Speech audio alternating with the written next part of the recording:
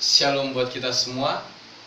Sebelum kita memulai ibadah PHD remaja kita pada hari ini, marilah kita bersatu hati, bersatu pikiran di dalam doa kita. Marilah kita berdoa dalam hati kita masing-masing. Kita berdoa.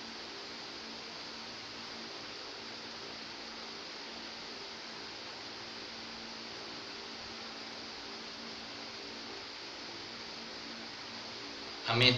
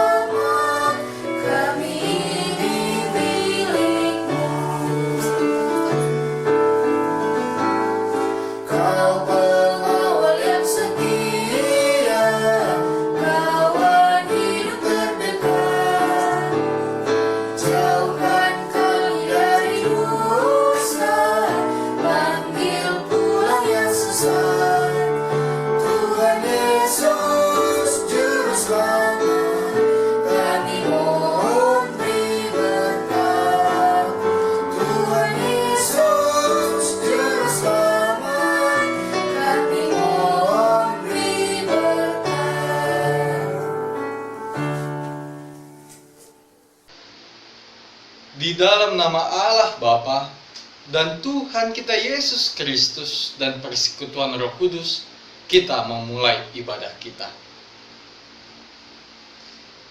Berilah hidup kita hanya kepada Tuhan, sehingga hidup kita layak di hadapannya, serta berkenan kepadanya dalam segala hal. Dan kita memberi buah atas segala pekerjaan yang baik, dan bertumbuh dalam pengetahuan yang benar tentang Allah. Beribadahlah kepada Tuhan dengan sukacita, datanglah kepadanya dengan sorak-sorai. Amin. Kita berdoa. Tuhan Allah Bapa kami telah berhimpun di tempat ini pada hari yang Engkau kuduskan ini.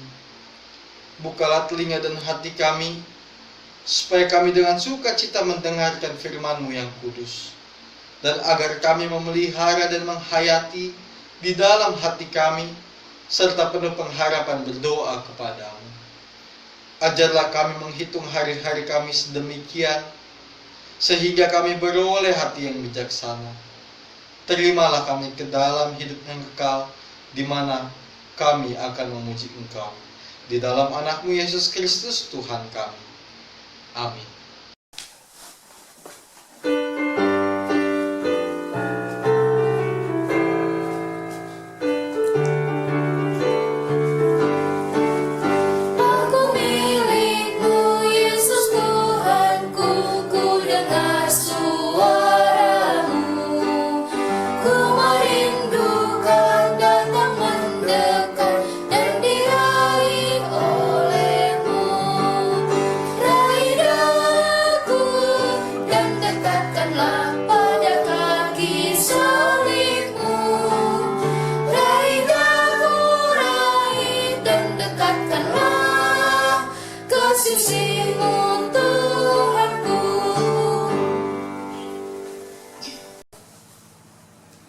Siapakah dia yang muncul dari padang gurun, yang bersandar pada kekasihnya? Di bawah pohon apel, kubangunkan engkau. Di sanalah ibumu telah mengandung engkau. Di sanalah ia mengandung dan melahirkan engkau. Taruhlah aku seperti materai pada hatimu, seperti materai pada lenganmu, karena cinta kuat seperti maut, kegairahan gigih seperti dunia orang mati, nyalanya adalah nyala api, seperti nyala api Tuhan. Air yang banyak tak dapat memadamkan cinta, sungai-sungai tak dapat menghanyutkannya. Sekalipun orang memberi segala harta benda rumahnya untuk cinta, namun ia pasti akan dihina.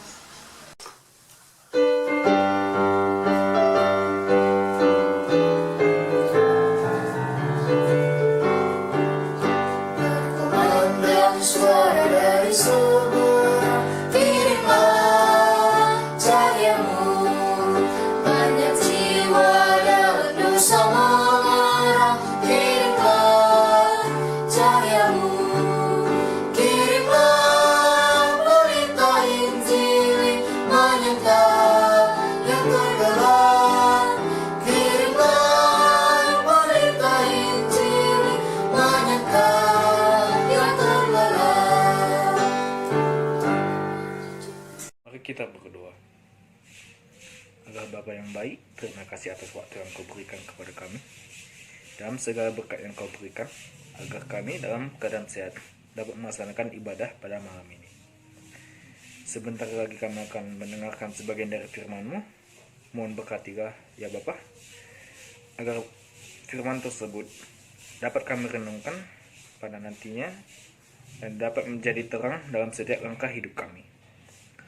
Bagi para pelayan gereja yang turut serta ke dalam jalan-Mu dan melayani dunia ya Bapa, mohon berikan apa yang menjadi kebutuhan mereka dan berikanlah kekuatan agar mereka tetap setia dalam pelayanan mereka.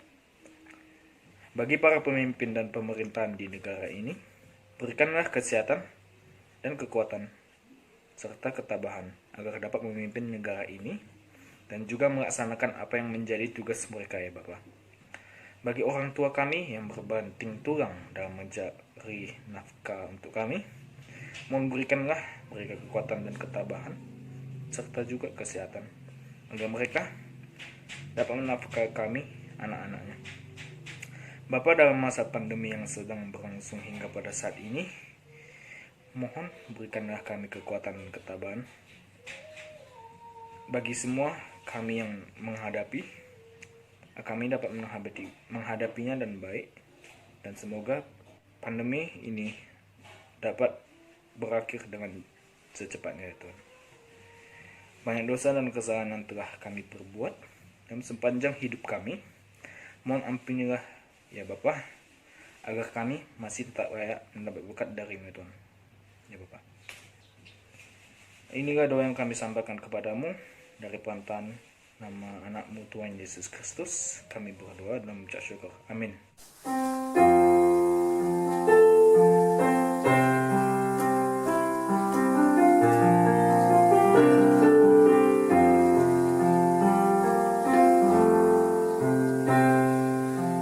Yesus menginginkan daku bersinar baginya. Dimanapun ku berada, ku menerangkannya. Bersinar, bersinar,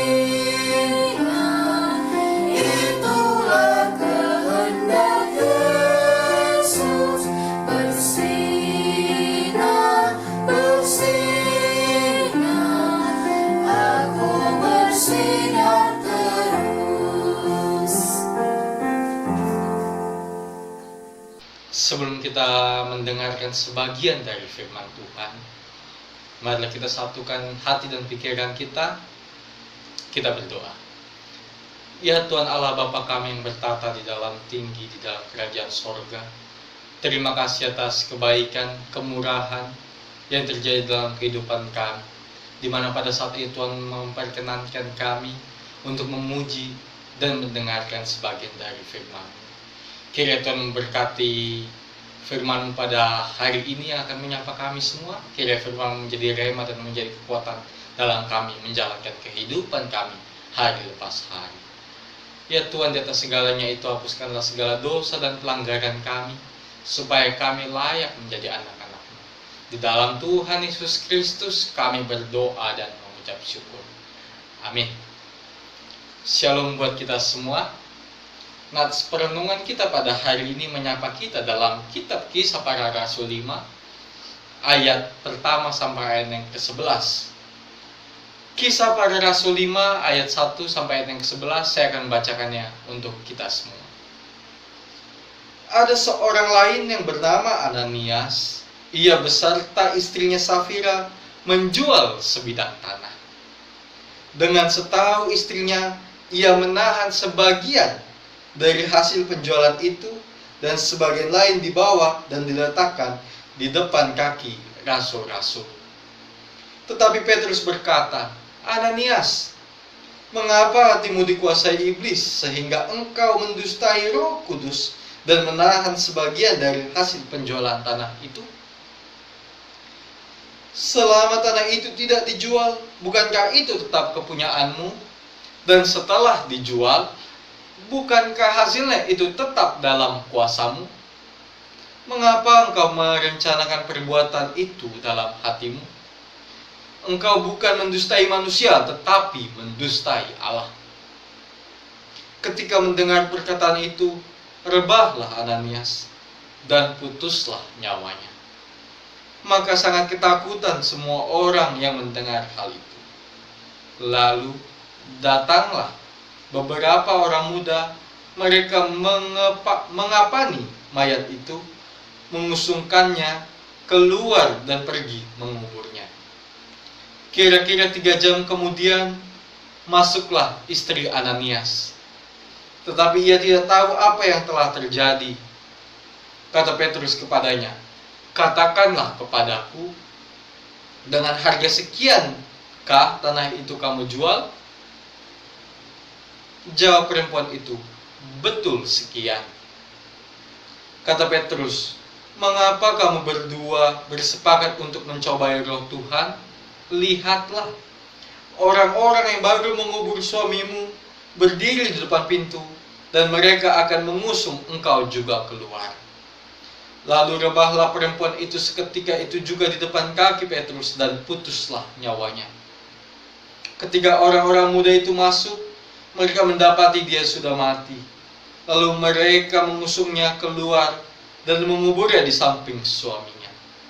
Maka sangat ketakutanlah seluruh jemaat dan semua orang yang mendengar hal itu. Demikian pembacaan nats kita pada hari ini. Dalam kehidupan kita yang serba-serbi ini, yang serba-serbi banyak permasalahan, banyak persoalan, banyak tantangan yang terjadi di dalam kehidupan kita, di mana adanya suatu persaingan. Di dalam persaingan tersebut kita dituntut apakah kita akan menjadi seorang pemenang atau kita akan menjadi seorang pecundang. Seorang pemenang adalah seorang yang dibangga-banggakan oleh orang, yang dipuji-puji oleh orang, yang dihargai, yang dihormati oleh banyak orang, dihormati, dan lain sebagainya. Jikalau pecundang sebaliknya, ia adalah orang yang dihina oleh banyak orang, ditindas oleh banyak orang, dan keberadaannya pun dianggap oleh banyak orang sebelah mata, dan lain sebagainya. Di dalam kehidupan yang mengerikan adalah ketika banyak orang berlomba-lomba, banyak orang berusaha untuk menjadi seorang pemenang. Tapi untuk menjadi seorang pemenang, mereka rela untuk melakukan apapun. Mereka rela melakukan kejahatan. Mereka rela untuk melakukan pembohongan dan lain sebagainya. Karena mereka merasa hidup menjadi seorang pecundang sangatlah menyedihkan, sangatlah tidak mengenakan, sangatlah mengerikan.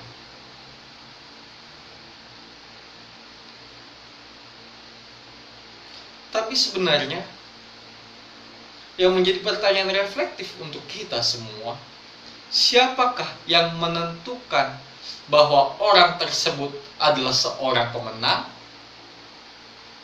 Siapakah yang menentukan bahwa orang tersebut adalah seorang pecundang?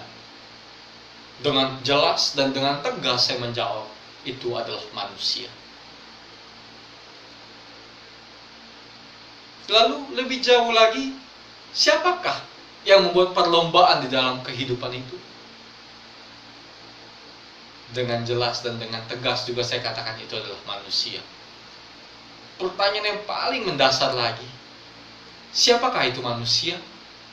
Sehingga banyak orang berlomba-lomba untuk melakukan apapun supaya mendapat pengakuan dari manusia, supaya mendapat penghargaan dari manusia, dan lain sebagainya. Siapa manusia itu? Manusia adalah makhluk ciptaan. Lantas, siapa yang menciptakan manusia? Yang menciptakan manusia adalah Tuhan. Lalu mengapa kita lebih memilih untuk dihargai, untuk dibanggakan, untuk disayangi, untuk dicintai oleh banyak manusia? Bahkan kita rela melakukan hal yang menyedihkan, merugikan orang lain, demi pengakuan dari segelintir orang, demi pengakuan dari beberapa kalangan orang saja. Kita rela untuk menyakiti Tuhan kita yang menciptakan kita, demi pengakuan dari segelintir manusia.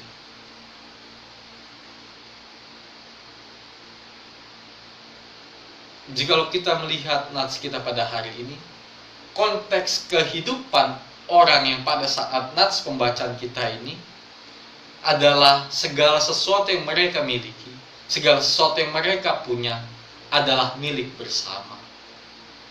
Sehingga ketika seseorang memiliki sebidang tanah, orang memiliki rumah, ketika ia menjual, ia memberikan semuanya kepada para rasul. Dan para rasul itulah yang membagi-bagikan harta itu kepada tiap-tiap orang sesuai dengan kebutuhan dan keperluan tiap-tiap orang itu. Sehingga konteks kehidupan orang pada masa itu sangat stabil, karena segala sesuatunya dimiliki bersama. Barang, uang dalam tanda kutip juga itu milik bersama, sehingga saling membagi, saling membantu satu sama lain. Tapi jikalau kita melihat nats pembacaan kita pada saat ini, kisah mengenai Ananias dan Safira, apa yang mereka lakukan? Pada saat itu mereka menjual sebidang tanah milik mereka. Akan tetapi hal yang menyedihkan pun terjadi dalam pikiran mereka dan dilakukan oleh mereka, bahwa mereka tidak memberikan sepenuhnya kepada para rasul. Mereka menyimpan sebagian untuk mereka, sebagian diberikan kepada para rasul untuk membagi-bagikan kepada teman-teman atau saudara-saudari yang ada di tempat pada saat itu. Dan hal itulah yang membuat mereka meninggal karena dosanya. Mereka tidak hanya melukai hati manusia, tapi mereka mendustai roh Allah. Dengan mereka melakukan segala sesuatu yang di luar keinginan Allah.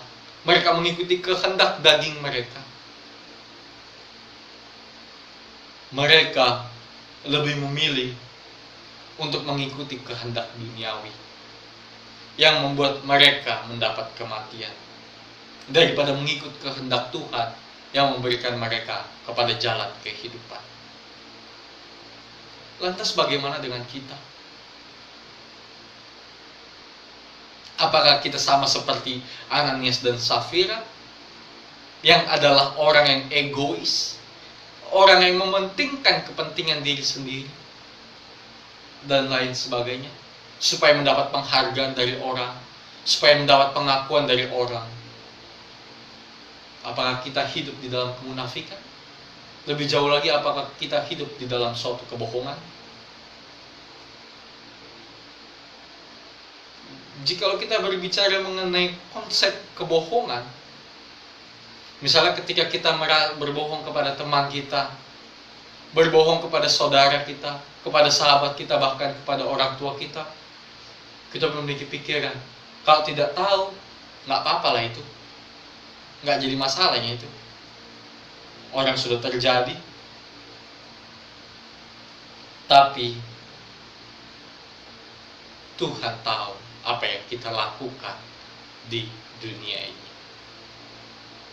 Kebohongan yang kita lakukan sangatlah tidak menyenangkan hati Tuhan.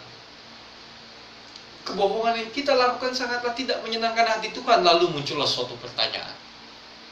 Kita berbohong hanya kepada manusia.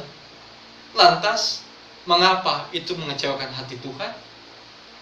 Pertanyaan-pertanyaan yang cukup liar. Banyak orang mempertanyakan. Aku bohong kepada manusia, lantas kenapa Tuhan yang marah?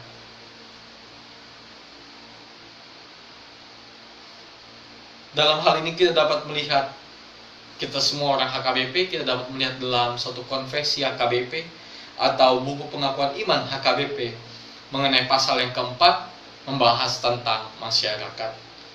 Dalam hal itu dikatakan bahwa seluruh manusia adalah satu kesatuan di hadapan Allah. Lebih jauh lagi, keluarga Kristen di dunia ini adalah keluarga yang diikat kasih Kristus. Setiap orang yang hidup dalam kehendak Tuhan, hidup dalam kehidupan yang saling membantu. Dalam kehidupan itu terciptalah kesejahteraan keluarga dalam masyarakat. Untuk itu kita semua remaja HKBP Bali G yang dikasihi oleh Tuhan kita Yesus Kristus, jikalau kita membohongi saudara kita membohongi teman kita membohongi orang tua kita dan lain sebagainya, itu sangatlah melukai hati Tuhan. Karena kita adalah pengikut Yesus, karena Yesus mengasihi dunia ini, sehingga kita pun turut diberikan tanggung jawab untuk mengasihi dunia ini juga. Jauhilah hidup yang tidak menyenangkan hati Tuhan. Saling menegur jika ada keluarga yang melakukan kesalahan kepada kita ataupun kepada orang-orang yang ada di sekitar kita. Dan kita semua remaja KPP Bali G, kita adalah suatu keluarga. Kita satu keluarga dalam wadah pelayanan di HKBP Bali G. Melayani bukan karena tugas saja. Ada suatu rasa kekeluargaan dan semangat untuk mewujud nyatakan keluarga yang bahagia di dalam pelayanan kita. Sehingga ketika kita melayani, bukanlah suatu paksaan, capek kali aku melayani, tapi karena kita memiliki kesadaran bahwa kita adalah suatu keluarga, kita adalah satu keluarga di dalam dunia pelayanan, secara khusus remaja HKBP Bali G. Dengan itu, saling bergandeng tangan, saling merangkul satu sama lain, saling membimbing satu sama lain. Jikalau di antara kita, keluarga kita remaja HKBP Bali G, yang melakukan atau masih merencanakan segala sesuatu yang tidak baik, yang tidak menyenangkan hati Tuhan, atau menghasut kita untuk melakukan tindakan yang tidak baik itu, tegurlah dia, nasihatilah dia, arahkan agar kembali kepada jalan yang benar, sehingga terciptalah suatu kehidupan keluarga yang bahagia di dalam pelayanan kita di remaja HKBP Bali G. Amin. Kita bersatu di dalam doa. Sungguh kami mengucap syukur Tuhan atas segala sesuatu yang telah terjadi di dalam kehidupan kami. Di mana pada saat ini juga Tuhan, kami baru saja mendengarkan sebagian dari isi firman-Mu. Tuhan, memberkatilah kami supaya kami tidak hanya menjadi pendengar firman-Mu, tapi berkatilah kami supaya kami dapat menjadi para pelaku firman-Mu di tengah-tengah dunia ini. Kiranya kita, remaja HKBP Bali G, atau kami Tuhan, remaja HKBP Bali G, dapat bersatu padu menjadi keluarga yang baik, keluarga yang harmonis di dalam pelayanan kami, ataupun di tengah-tengah dunia ini. Dan semuanya akan bermuara kepada kemuliaan nama-Mu saja Tuhan. Pada saat ini juga kami berdoa untuk segala pergumulan yang terjadi dalam kehidupan kami, di mana ada kesedihan, di mana ada kesenangan, di mana ada tangis, di mana ada sukacita. Kiranya Tuhan yang memberkati setiap pergumulan kami. Kiranya Tuhan yang memberkati tiap kami, hati kami, pikiran kami, supaya kami boleh mengerti serta memahami apa yang menjadi tujuan-Mu, apa yang menjadi rencana-Mu di dalam kehidupan kami. Tuhan, pada saat ini kami berdoa juga untuk orang tua kami dimanapun mereka berada. Kiranya Tuhan memberkati mereka Tuhan. Kiranya Tuhan menjaga mereka, melindungi di dalam setiap aktivitas, di dalam setiap pekerjaan mereka. Kiranya Tuhan turut campur tangan untuk memberikan kesehatan, kekuatan kepada mereka.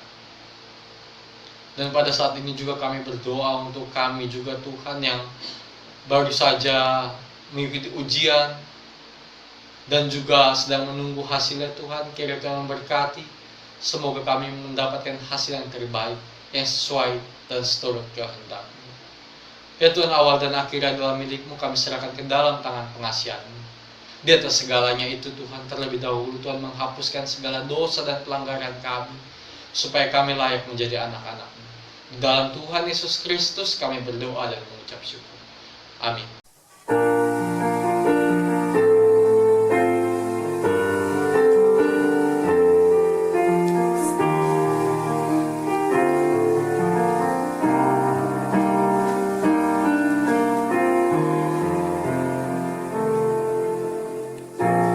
Kami rendahkan diri di hadapan-Mu, membawa hancur hati saat berseru, agar kami saling melengkapi tubuh-Mu, seperti Kau dan Yesus adalah satu. Jadikan kami satu, seperti kerinduanku, agar dunia tahu bukti nyata dari kasih-Mu. Sebelum kami pergi memberitakan kasih-Mu, mulailah dari kami lebih dulu, jadikan kami satu.